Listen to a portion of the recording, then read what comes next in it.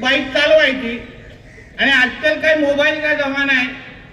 आपण दोन हात बाईक, दोन्ही हाताने बाईक चालवली तर मित्र काय बोलतील, अरे ह्याला काय बाईक चालवायला येत नाही, म्हणून एका हातामध्ये मोबाईल लागतोच आपल्याला आणि दुसऱ्या हाताने बाईक चालवायची असेल तरच आपले मित्र चार लोक कौतुक करतात ना.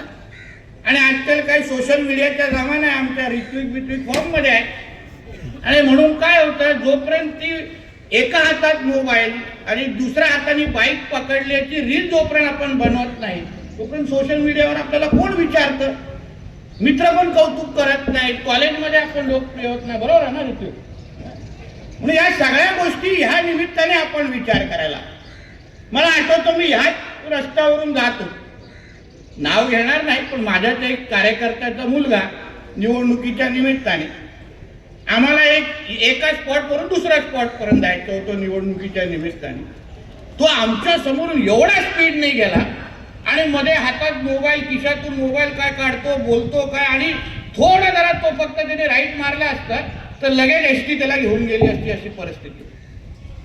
या बाबतीमध्ये तुम्ही विचार करावा म्हणून हा कार्यक्रम आहे.